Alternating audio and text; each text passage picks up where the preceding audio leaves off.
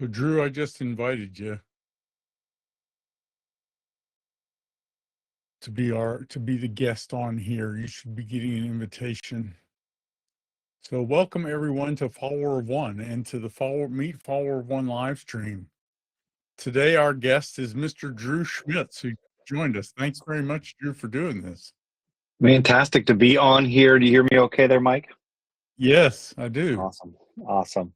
Yeah, thanks for the invitation. Glad to be able to join you here and be able to share a little bit of our afternoon together. No, it's great to connect. So tell us a little bit about you. Yeah.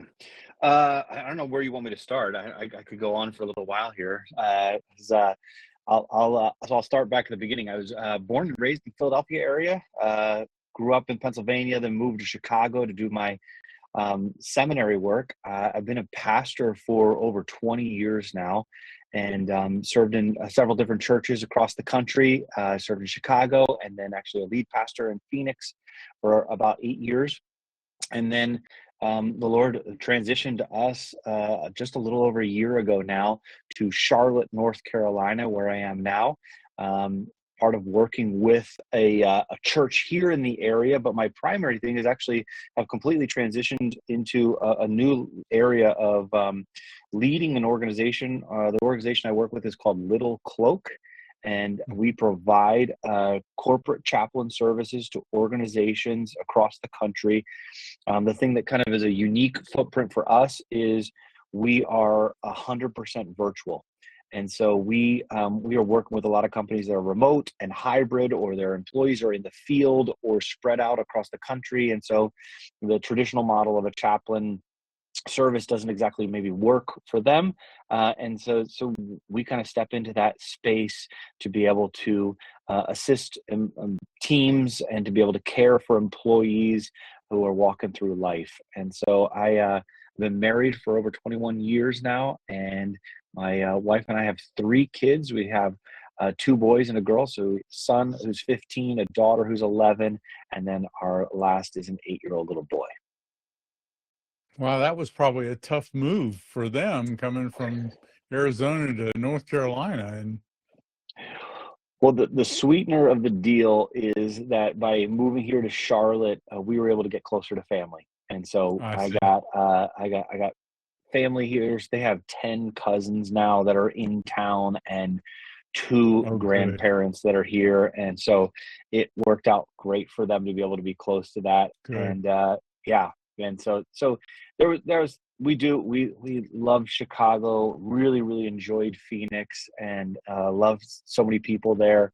But yeah, this has been an exciting kind of transition. It's great to be back in a place with 4 seasons. So that's been fun. We did 8 years in Phoenix, and really it's 2 seasons of either it's hot or very hot. So yeah, it's been great. Correct. That's it. So it's kind of cool. We have quite a large contingency from Phoenix in Follower of One. There's a Faith at Work kind of group that prays every month that I dial into their call, and they pray for the Valley area, That's the it. things that are Well, going on. the Valley is a big place on our hearts. We have partnerships with a number of organizations there. Actually, just today was on the phone for about an hour with a pretty large organization that has a huge impact in Maricopa County, and we're going Mhm. to be partnering with them to be able to care for a little over 4,000 employees that they have Oh, there, very cool. and so that's a place that's near and dear to our hearts, and I'm glad someone's praying for them because they definitely need Jesus there in Phoenix. Yeah. Well, and it's just cool. I'm excited to see what God's doing in all these different places. And so it was great to connect with you as well. So who told you about Follower of One? Was that Addison? Well, it's funny. Addison was not actually the one who connected me. There's a gentleman by the name of Dale Young who I had connected Yeah. with through a Okay. series, and so he was like, "Hey, you should check this out." And he just said the phrase, this marketplace mission trip, and I've heard both of those words, just never in the same sentence. And so it was a place where I was kind of like, uh, I was like, I'm really curious, and Dale's a super smart guy, and so Hmm. he was like, I'm not going to tell you what it is. You got to go find it out. And so I did. I jumped over here and got connected to. I there was actually a mission trip that was just about to start, and I just jumped Yeah. in there and then started to see a couple familiar faces. Now it's funny, like Chris Castro, she and I were actually on a faith-driven entrepreneurs group last Hmm. year, and so we had popped up on there, and so Hmm. knew started to see some familiar faces there, which was it's always a really really nice thing, especially when you're Yeah. stepping into something new and something unknown, to be able to see, okay, there's other people here that are like-minded, and so that was great to be able to connect there. Yeah, very cool. So, yeah, so Dale and I knew each other before I even started Follower of One. He heard me agonizing through some of what led me to start this. And Chris and I met shortly after I started it. And Addison and I met shortly after I started. Now, has anyone introduced you to Chris Champion? Yes, actually, I've gotten connected over there to Chris and some really, really good conversation. One of the things that we've found is, there's just a common mission across so many of the different Hmm. organizations that are out there. And so, Yes. I'm here in Charlotte area, and so Corporate Chaplains of America has a really, really good footprint in our area, and then Marketplace Chaplains as well is just having a huge, huge impact. And there's just a lot of like crossover that we there's a number of organizations as we get Yeah. Little Cloak and kind of our services out there. We'll talk to them, and our model doesn't work for organizations, especially when they really see the value of having that chaplain walking through the office space or personally connecting. And so we've built up just a simple partnership where we could say, the number of organizations, I'll just say, hey, you should go contact them. They're going to be a better service.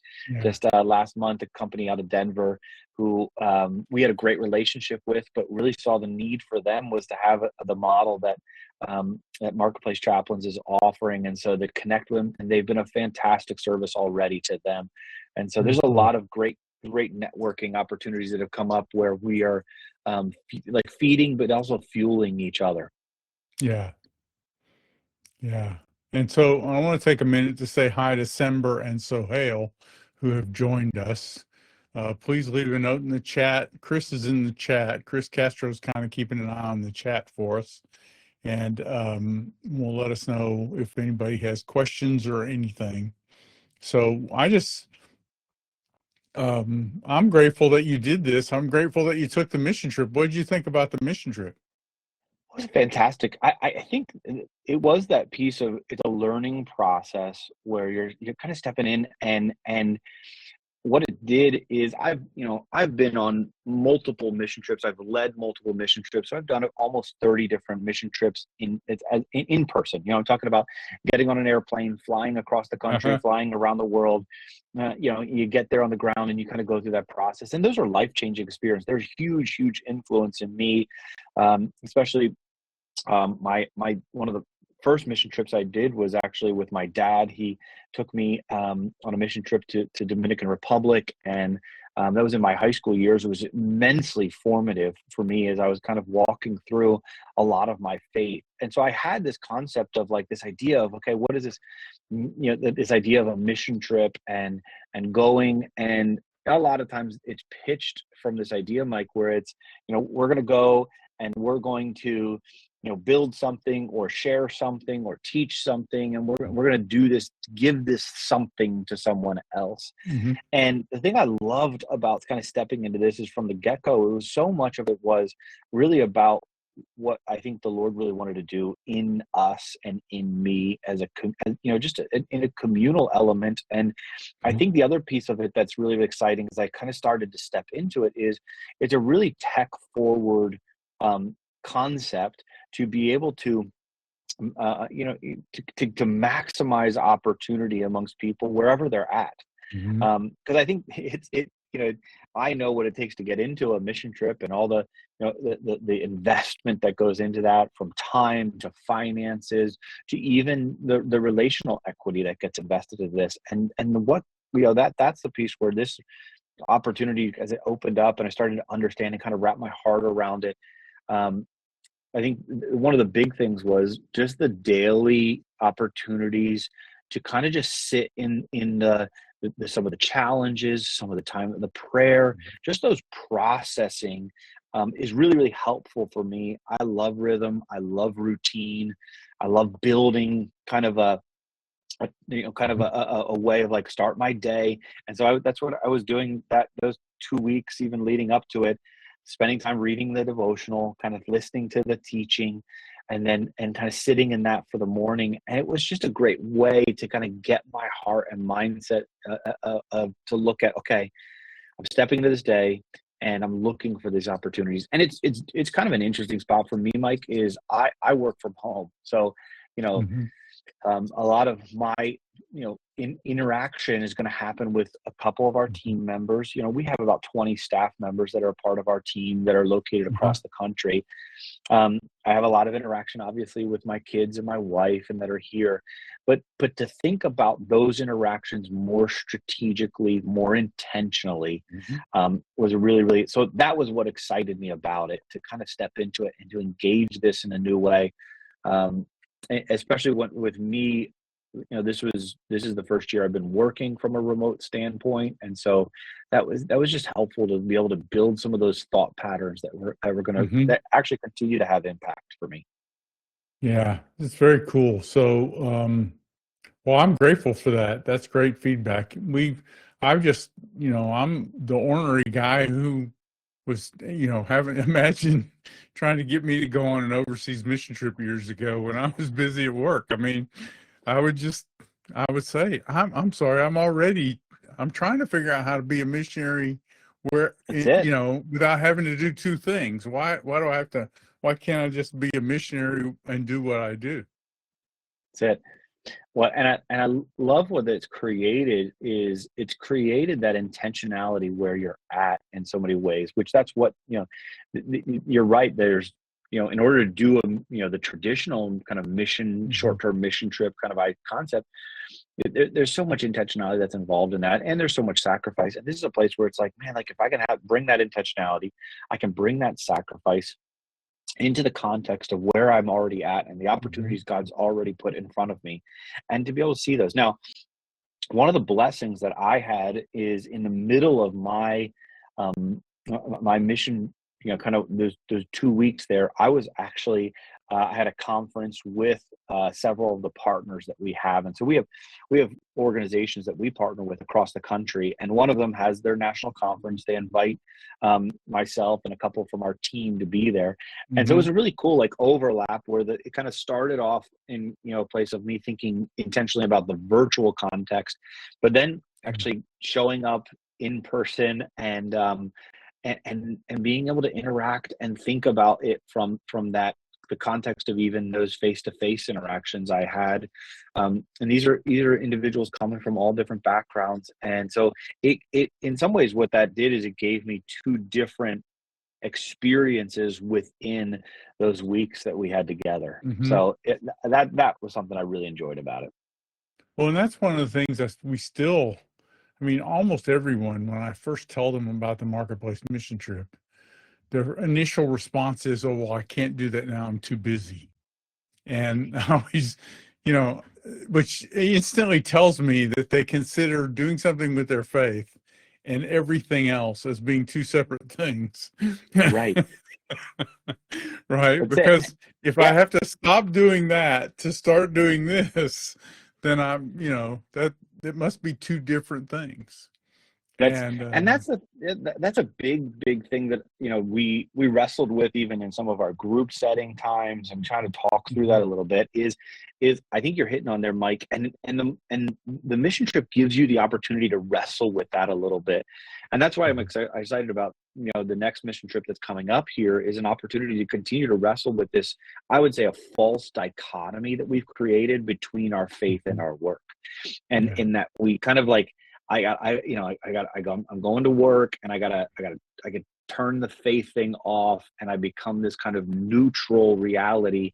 And then I come home, or I go to church, and now I got to turn off the other, and I I'm thankful because I feel like we're moving into a day and age, and even a lot of organizations are starting to acknowledge that's just not a reality. You can't just turn those things off, and we shouldn't really become these split personalities where we recognize, even there's organizations we partner with, Mike, that I would they're not faith-based organizations. In fact, one of the Mhm. companies that we work with, I would say, is somewhat anti-faith in our Mhm. partnership, but they're willing to acknowledge spirituality is a thing. Like, every person has a spiritual reality. Mhm. So there's an openness that's coming for us to be able to start to interact with that.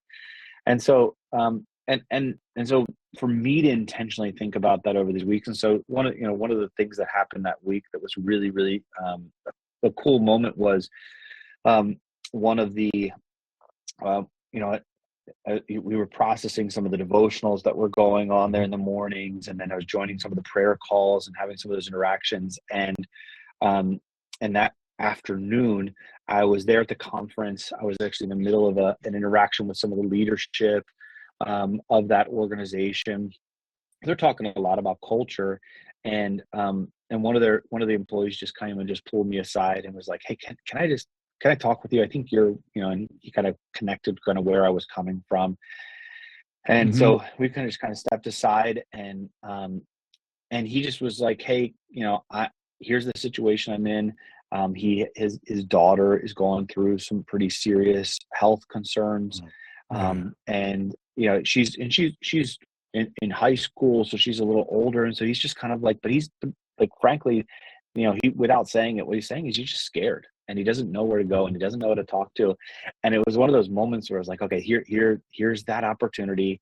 There's some of Mhm. the things we've been praying for and talking through were just coming to mind. We're talking a lot about promises, and so just having Yeah. that in that moment, and I think God's timing on that too, is it's fresh in my heart, fresh in my mind from the conversations we're having, and now here's connected to this individual who needs it, and Mhm. is just looking for, what do I do and where do I go? And so to be able to sit down, and we had really just a sweet time together, um, and that was an interaction that was really, just to be able to encourage him.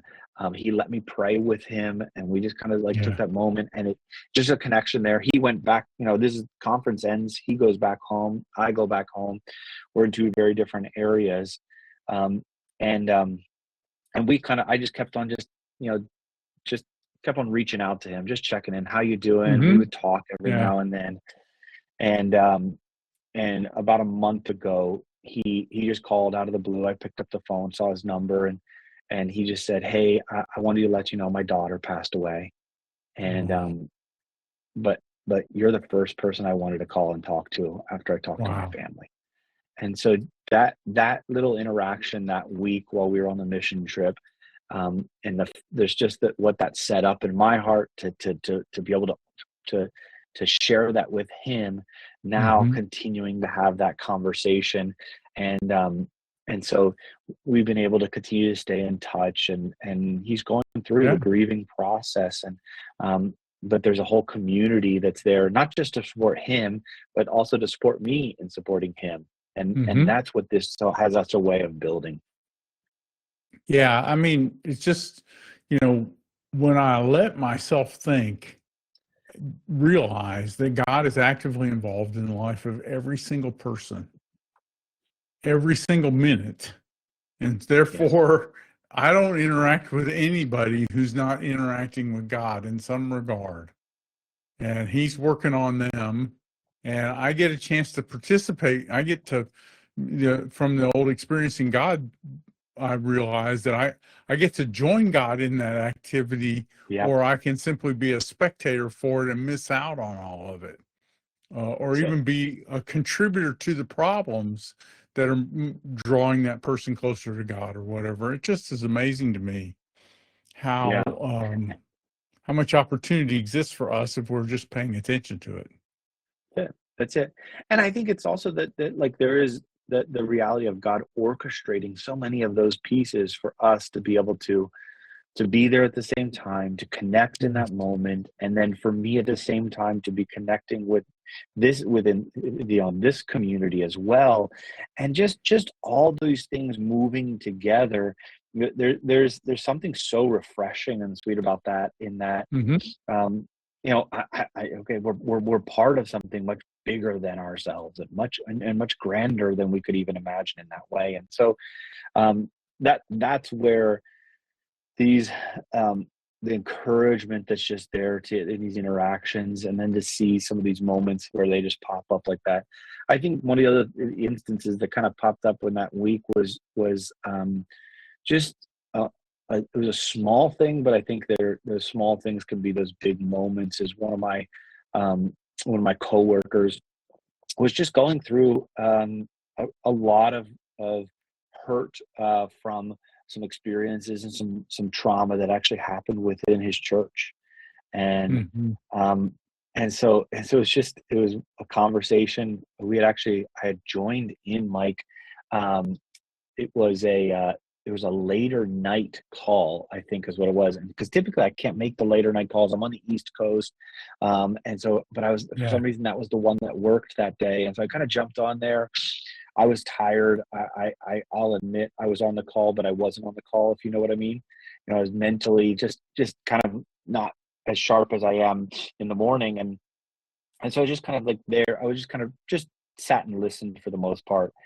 And just after getting off of that, my coworker just texted and just said, "Hey, I'm, can you?" He's a believer. Can you just pray for me? He's just really discouraged. He's hurting. Um, and I was able to just share one of the verses that kind of popped up in our little interaction. Was a verse that Hmm. was just, I think, just you know that word. This is, from Psalms. The word fitly spoken Hmm. is this, like, this gift of this silver wrapped apple kind of a concept. And I Hmm. actually think that was there on the Lord, of like, he had this word that he was like, "Hey, this isn't for you. I know you're barely paying attention to this little interaction that's happening here, but it's actually for your friend here." And so to be able to just text him like, "Hey, this is a verse that just popped Yeah. up in another conversation," it was just what he needed. It was just a super encouragement to him, and he shared how that was what he needed to just kind of process at the time. And so, yeah, those some of those unintentional but intentional connections have been such a fruitful thing. Yeah. Very cool. Well, so tell us a little bit more about what you're doing now in chaplaincy. So, do you guys are do you have a number of chaplains that work for you? Do most of your chaplains, are they kind of like part time, and That's it. they're remote as well? Yeah. So we're, again, fully remote, fully virtual. So all of our platform is set up in such a way that we partner with companies. So we really look for companies that want to invest in Hmm. the care for their employees. And it really starts at a fundamental level at just emotional and mental health care. And obviously, we are, faith, coming from a faith perspective. And so, as chaplains, spiritual care is a reality. That's opportunity there. Um, Hmm. but really, we're just meeting people where they're at. So we step in, partner with an organization. They provide this to all their employees, and then they can access this. They go onto our website. It's about 3 to 5 minutes you can spend on there to find a chaplain, complete the form, and you can get connected with one of our um, almost all of our chaplains are licensed as therapists or counselors. That's kind of the direction we go. Some of them are licensed life coaches as well. And so we're really stepping into a lot of the mental and emotional health field in that. And Hmm. and then what happens is it provides a one-on-one virtual session. So just like this, where you're connected Hmm. to, a lot of them do it on the phone, or they do it from the convenience of their own home, and working with organizations who their employees are spread out all over the country. And that's really where it started for us. Yeah, we this is about 8 years ago. Little Cloak started with one company. It was actually, they had 300 franchises. This company came to my friend and said to my friend, "Hey, we want to do something to care for our employees." The Hmm. traditional kind of chaplain model didn't work for them because they couldn't hire a chaplain in every location. But Yeah. they kind of said, like, "Can you come up with an idea for making this work?" And so we talked and we came up with this idea. My friend and I just kind of said, hey, let's develop a virtual platform.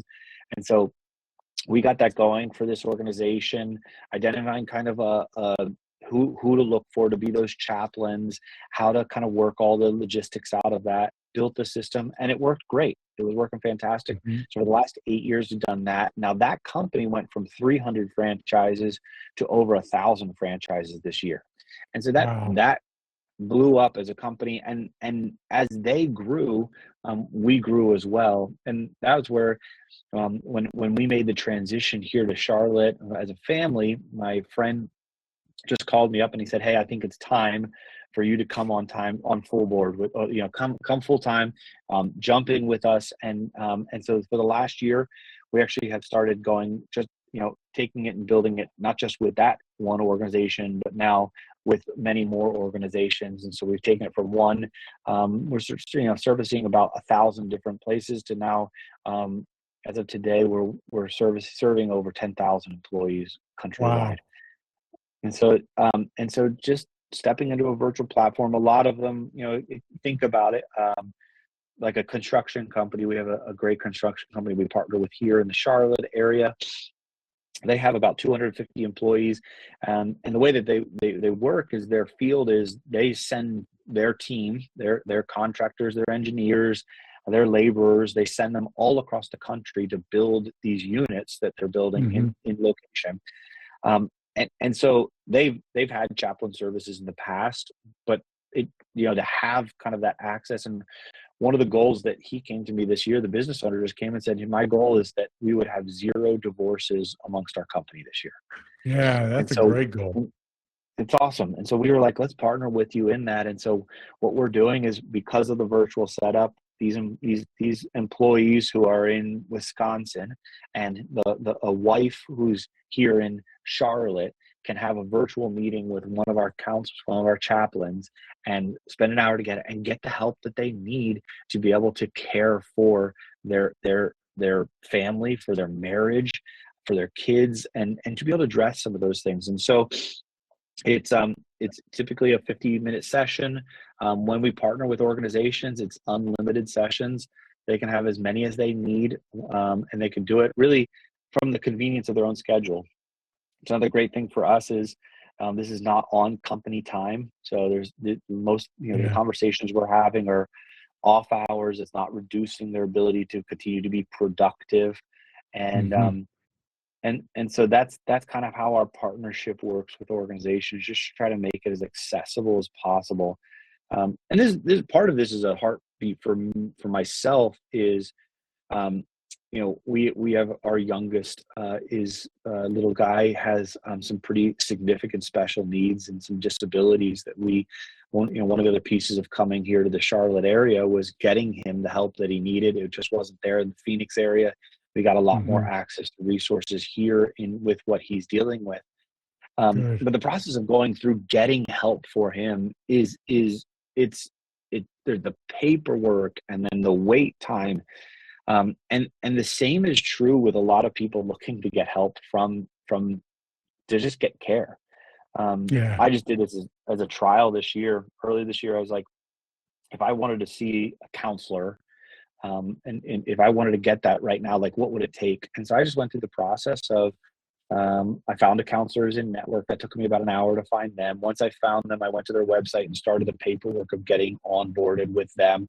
That took Hmm. me about 2 to 3 hours. So at this point, I'd invested about 4 hours into just kind of Yeah. getting everything set up. And then at the end, they responded back and they said, "Hey, we would love to see you. Please, here's some appointments you can book." And the appointments though were 4 months out. And I sat there and thought to myself, Mike, like man, like this is it. This is where, if I'm a person who's in that mode where my marriage is struggling, or I'm personally dealing with anxiety or despair or Yeah. whatever it may be, I can't wait 4 months. And that's the Yep. place where we're trying to provide that opportunity to be able to get help, professional help, within 24 hours. You can have that. You can talk to Exactly. someone, you can sit down with one or people. And sometimes it's just filling that gap. Sometimes we're not going to be the long-term care solution, but we're even just in that moment, one of our chaplains reached out to me just last month and told me the story of he one of the workers that were caring for the employees had reached out, and he was ready to take his own life. And so Wow. walking through that with him and talking through and helping him see things more clearly. And so that's where our chaplain was able to help him and to be able to walk back that this kind of process with him. And the fields we're stepping into, a lot of them, so construction right now is number 2 in the country in suicide rate. It's behind, only the other one is mining. It's only the one above that. And so just the mental health crisis that we're seeing right now, Yeah. we're trying to step into that space with the greatest hope that we know is out there in Jesus Christ. And so Yeah. we can Well, we can kind of bring that to them. well, and it's great to learn about what you're doing. It's kind of funny. We have we create these boundaries when we design a mental model for how something's supposed to work. And, for the last couple hundred years, the church has been outsourcing stuff to the government for a long time because the church didn't want to come up with a model for a chaplaincy business. Right. But that's exactly what you've done. 2 Christian guys came up with a model for a chaplaincy business. And now we have that. And now we're basically doing the things the church is supposed to be doing. So I think that's very That's it. cool. That's it. And it's partnering. There's been a number of opportunities where we've been able to connect people into churches and to build them. Because this is the thing that's out there, Mike. And this is this was even what's so refreshing about the mission trip with you guys is there's just so many people who don't have community. They don't have network. They, if something comes up in their marriage or, even with one of their kids, who do I talk to and where do I go? And I think so many times in the church, we have some of those channels. And so it's an awesome thing to be able to continue to build, like, no, there is help here. There's more people that want to step in and want to support you in this. So I think it's a Yes. huge piece of it. Well, I'm excited. I'm excited about what you're doing. I was excited to hear about the business. Just a little bit of familiarity I have with chaplaincy. Um, so I'm excited. I think it's really cool to see what God's doing. I That's it. love the fact that after 37 years, I've been a Christian for 37 years. And the second day I was a believer, I had this problem because I didn't know what to do with my faith at work. And so I Yeah. feel like I've been in the faith at work movement that long too, trying to figure out how to live out my faith. And so a lot of that you see in Follower of One stuff, but there's way more of us now talking about how we live our faith 7 days a week than there ever has been in my experience. That's it. And so I'm excited about what's happening. Well, I see what God doing that, Mike. I would affirm that. I'm a little newer to the ball game, and so I'm still learning a lot of the things that, you know, I'm sure picked up so much faster than I could. But the thing I'm seeing is I do believe what you're saying is so spot on that. What God is stirring something up within the so many entrepreneurs and so many business owners and so many business leaders. He's stirring something up in us to want to, hey, this is the place where one of my buddies owns. He owns a pretty good sized company there in Phoenix, Arizona, um, and we were talking, and I was a lead pastor there for 8 years. Mm-hmm. I still pastor here in Charlotte as well, and we were just talking about it. And we were talking. He's like, you know what? How much time do you get with the people, each Sunday, each week, kind of thing? And that's a place where hour, 15 minutes, hour and a half. That's kind of our Mm-hmm. window, kind of a time as a Yeah. lead pastor. This is what we have. And even that, it was spread amongst, we had anywhere from 4, 5, 600 people within the congregation. And so, even that was kind of that hit or miss kind of pace. And he turns to me and goes, you know what? I get 40 to 50 hours every week with my people. And that kind of place where his seeing the influence and the impact he has. And so that spending that time, even with him, to think Yeah. through strategically how to maximize that 40 to 50, he has a trapped audience. He has that, in the sense of he cares for them, he loves them, they're committed and loyal and faithful to what he's doing. They want to build this thing together. You know, Mhm. but at the same time, he also had like that internal perspective and be able to maximize that as well. And so I think God's raising up more and more that are people that are like that, that are in that. And as we see ourselves as a chaplain organization coming alongside of those organizations, I'm the executive director of this organization. I actually am not. I actually am not a chaplain. You can't really schedule appointments with me per se there. But I do see my primary role is I spend a lot of time with the business owners, with the HR directors and the CEOs and the presidents. And the thing I see again and again, Mike, is how many of them are in that same spot. They're like, man, Mhm. I love Jesus. I've been successful in what we've done as a business, and I'm trying to bring this thing together of what does this look like. And and so for me to be able to partner with them, and a lot of them are feel really, really lonely in this, and so that for them to be able to participate, and that's one of the Mhm. things I would tell people that are, listening. It's one of the best reasons to participate in some of these mission trips is it just starts introducing you to, there's so many people out there that are so like-minded, that have that same heart and that same passion. And it gives you this sense of, man, we're not alone in this. Like we're, Yes. that's one of the pieces that I love, a quote from C.S. Lewis, this idea of what is the friendship is this idea where you're sitting down with a person and you realize, oh, you too, you feel that too, and you're, and that's Yeah. where it was. So many times I get on those calls and interact with it through the week, and it would be, oh, you feel that too, and Mhm. there's a sweetness to this and a community to this that I think is so impactful. And so, can't wait to see what the Lord's going to continue to do to take these opportunities that companies and businesses have, and to start connecting it with the mission and the gospel that Jesus has given to us. Yeah. And I'm grateful for your time on this call. I think this is a great place to wrap this up. Let's remind people how they can connect with you. Of course, for everyone listening to this in our community, you can connect with Drew through his profile here, even though all of us don't pay a lot of attention to the messaging in here. So what's your tell us about the website again, and your Yep. how to connect with you. It's simple as littlecloak.org. And you can jump on there. You can kind of see how all of that works there. And then you can also reach out to me at drew@littlecloak.org. And you can email me.